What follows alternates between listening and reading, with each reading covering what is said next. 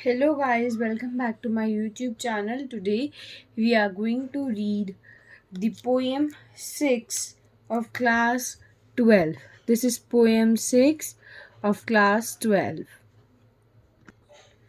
In this video we will complete this poem. This is the poem named Aunt Jennifer's Tigers, written by Adrienne Rich. This is a poem written by Adrienne Rich. We study the sense of fear, despair in this poem.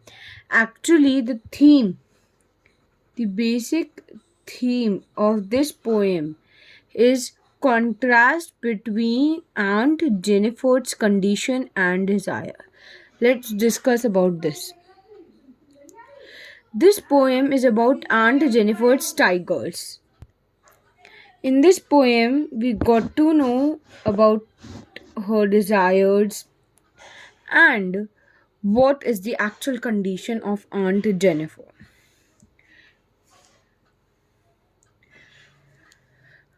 Aunt Jennifer की जो condition है और जो desires हैं वो बिल्कुल opposite है. उनके बीच में एक कॉन्ट्रास्ट है, मतलब दे आर जस्ट अपोजिट. इधर हम ये भी लिख सकते हैं अपोजिट. हम फर्स्ट स्टैंजा में ये चीज़ पढ़ेंगे, सेकंड में भी यही पढ़ेंगे, थर्ड में भी यही पढ़ेंगे.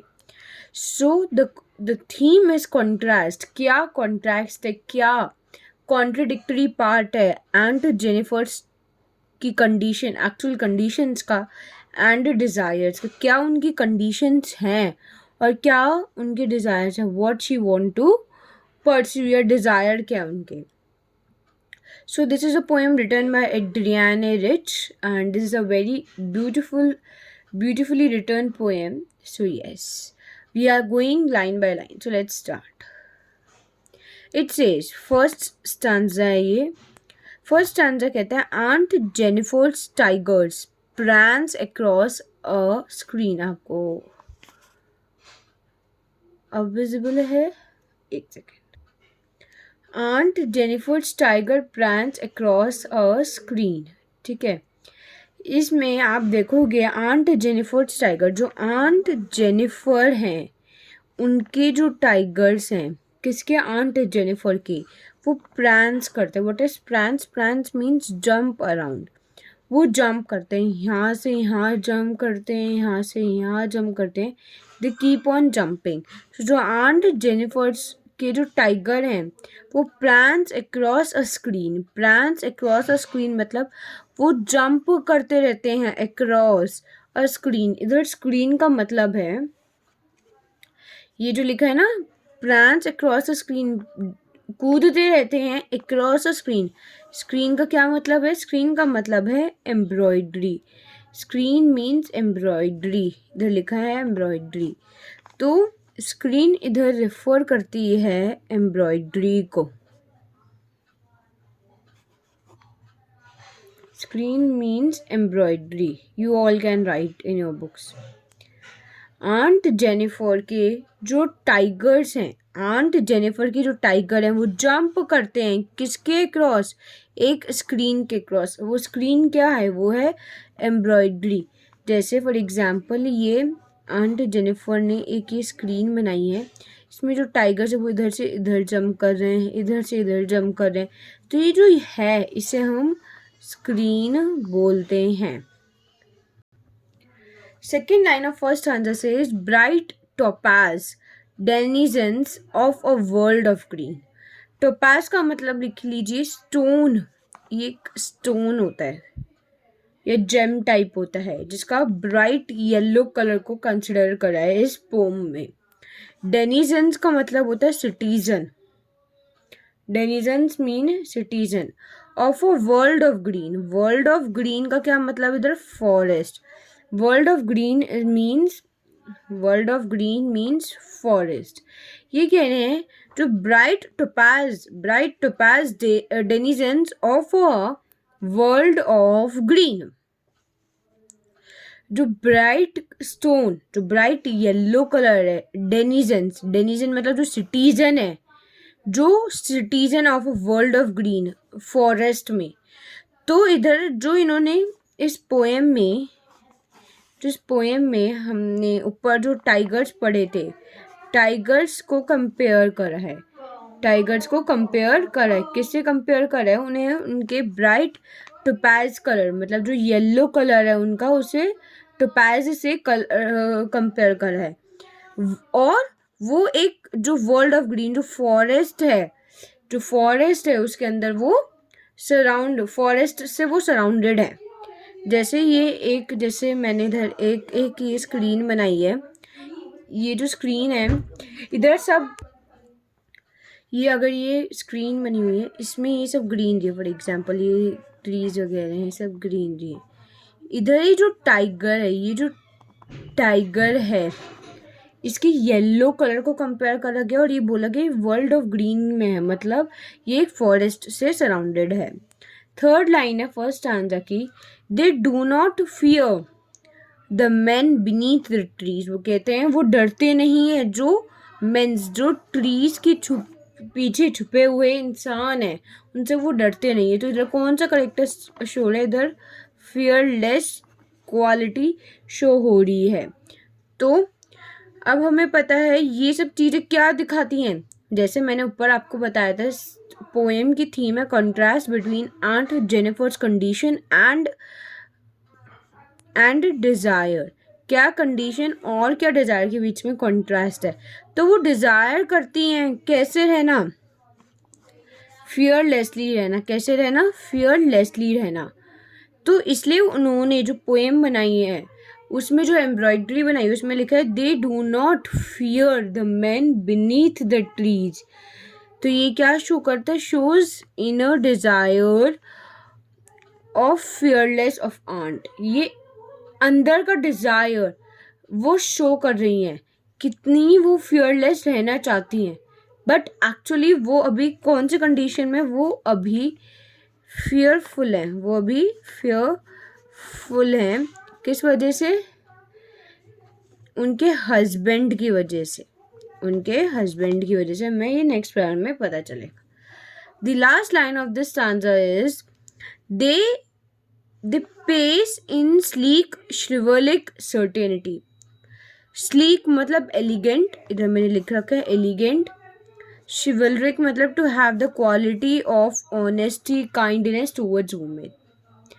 तो वो बोल रही हैं कि वो पेश कर रहे हैं, वो जो टाइगर्स हैं वो इतने स्लीक हैं, इतने एलिगेंट हैं, और वो शिवलरिक आई टोल्ड यू, वो रिस्पेक्ट कर रहे हैं, वो ऑनेस्ट है, वो काइंड है, वो उनकी क्या है? उनकी इनर फीलिंग है। ठीक है, इस स्टैंजा का यही मीनिंग था। I hope this stanza is clear to you. तो इस स्टैंजा की राइम स्कीम है ABB। कैसे? देखो मैं आपको राइम स्कीम बताती हूँ, वैसे पता होगा आप लोगों को, बट स्टिल।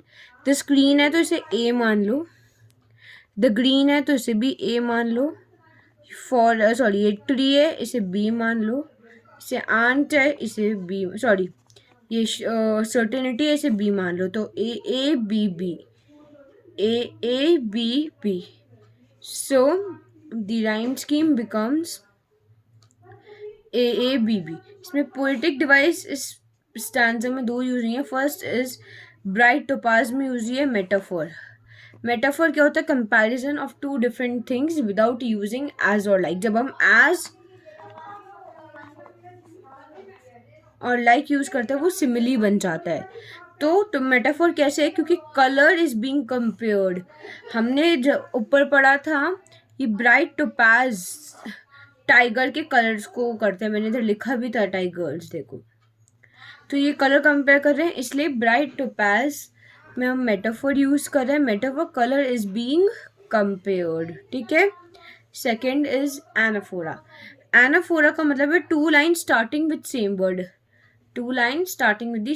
जब दो कंसेक्यूटिव लाइन सेम वर्ड से स्टार्ट होती है, जैसे आप ऊपर देखोगे इधर, तो एक लाइन तो है ये वाली और एक ये, दोनों दे से स्टार्ट हो रही है, सेम है। तो वही मैंने नीचे लिखा है, दोनों लाइन दे से स्टार्ट हो रही है। ठीक है। So this was the stanza 1। Now come on to stanza 2। Stanza 2 कहता है, सेकेंड स्टैंजा कहता है, ये आपका सेकेंड स्टैंजा है। ये कहते हैं Aunt Jennifer's fingers fluttering through her wool. Fluttering का मतलब होता है शेकिंग. आंट जेनिफर्स की जो फिंगर्स हैं वो शेक कर रही हैं, वो कपकपाहट में है. थ्रू हर वूल, वो कह रहे हैं जो आंट जेनिफर्स की जो फिंगर्स हैं वो कपकपा रही हैं थ्रू हर वूल. वूल के जब वो जो ऊन से वो पेंटिंग, जो स्क्रीन पे ये पेंटिंग कर रही है ना, ये वाली जो हमने इधर पढ़ा स्क्रीन पे पेंटिंग है ऐसी, ये वूल से जो वो पेंटिंग कर रही हैं उसमें उनकी फिंगर्स फ्लटर कर रही हैं. क्या कर रही हैं? शेक कर रही हैं. तो क्यों शेक कर रही हैं ये हम इमेजिन कर सकते हैं. Because of fearfulness, because of her husband, because वो फियरफुल है, वो फियरफुल है अपने हस्बैंड की वजह से. हमने पढ़ा था इधर कि वो इस वाली लाइन के थ्रू क्या समझाना चाहती है कि वो फियरलेस बनना चाहती है, उनका डिज़ायर मैंने इधर लिखा भी है. Okay, so next line of the stanza 2 is find even the ivory needle had to pull. उन्हें इवन आइवरी क्या होता है? Ivory is from elephant tusk. Ivory एक वो मटेरियल होता है जो एलिफेंट टस्क से डेराइव होता है. Hard to pull, hard to pull मतलब डिफिकल्ट. मैंने इधर लिखा भी है, it is difficult.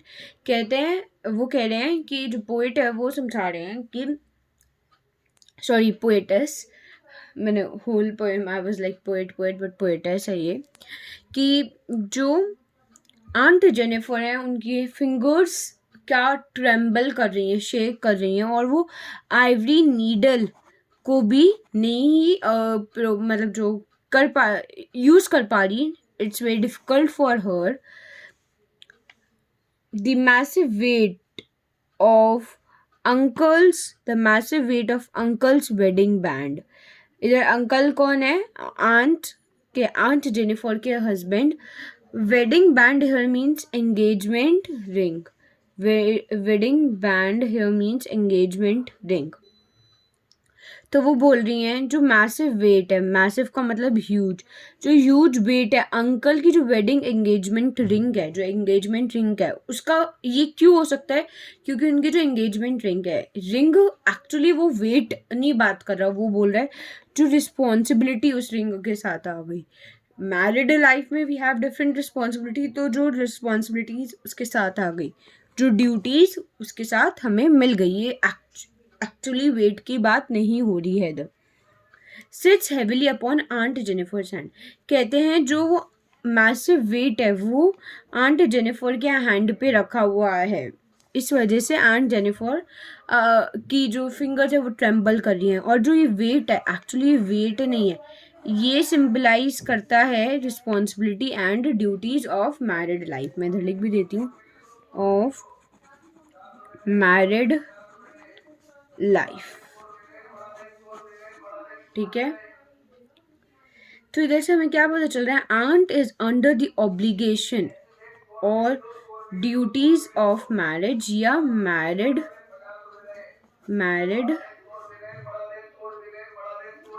Life.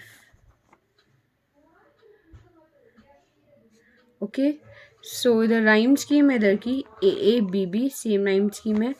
Poetic device कौन कौन सी यूज हुई है? फर्स्ट पोएटिक डिवाइस है alliteration. Alliteration is repetition of consonants in two consecutive words. जब कॉन्सोनेंट्स हम रिपीट करते हैं टू कंसेक्यूटिव वर्ड्स में.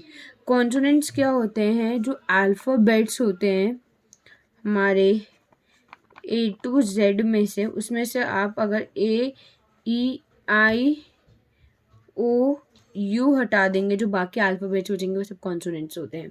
तो जब हम कॉन्सोनेंट्स को रिपीट करते हैं दो कंसेक्यूटिव वर्ड्स में, जैसे फिंगर्स फ्लटरिंग, एफ रिपीट है, तो ये इधर एफ रिपीट हो रहा है, इसलिए ये एलिट्रेशन है. Second is hyperbole. हाइपरबोल मतलब एग्जैजरेट करना, बड़ा चढ़ा के कुछ बात बोला. हमने समझा है ना बहुत बार कि बहुत बड़ा चढ़ाकर बात बोलते हैं जब लोग, दैट्स कॉल्ड एग्जैजरेशन और इट्स हाइपरबोल. तो एग्जैजरेशन में जैसे आप कहाँ यूज हुआ है? The massive wait. मैसिव मैंने आपको पहले ही बताया था, ह्यूज, इंटेंस, जो बहुत ज़्यादा वेट है, तो इधर एग्जैजरेशन कर रही हैं poetess. Then is your poetic device of personification. Personification का क्या होती है, कौन सी डिवाइस है? When non living things are given human like characters. जब नॉन लिविंग थिंग्स को हम ह्यूमन लाइक करेक्टर्स दे देते हैं। फॉर एग्जाम्पल इधर हमने पढ़ा वेडिंग बैंड सेट्स। मैंने बताया वेडिंग बैंड का मतलब एंगेजमेंट रिंग। अब रिंग क्या आपकी एक नॉन लिविंग थिंग है, नॉन लिविंग थिंग है, वो बैठी हुई है। सिट्स किसकी क्वालिटी है? क्वालिटी है किसकी? Human being of living. तो जब नॉन लिविंग थिंग्स को हम नॉन लिविंग थिंग्स को जब लिविंग थिंग्स के एट्रीब्यूट्स दे देते, दैट्स कॉल्ड पर्सोनिफिकेशन। यही है हमारी personification. Third poetic device. Fourth is imagery, जो चीज़ हम इमेजिन कर सकते हैं। हम उनकी फिंगर्स फ्लटर करते हैं, कांपते उनकी फिंगर्स, जैसे ऐसे ऐसे कांपती है ना फिंगर्स, उनकी फिंगर्स कांपते हुए हम इमेजिन कर सकते हैं। So guys, this is the third and the last stanza of this poem. It says, when aunt is dead, कहते जब वो आंट जेनिफर मर जाएंगी, हर टेरिफाइड हैंड, उनका डरा हुआ हाथ, डरी हुई, विल लाई। कहते विल लाई मतलब वो स्टिल, मतलब नो मूवमेंट, नो मूवमेंट। कहते हैं जो उनके हैंड है वो स्टिल रहेंगे, नो मूव करेंगे। Still ringed with ordeals she was mastered by. Ringed मतलब एनसर्कल्ड।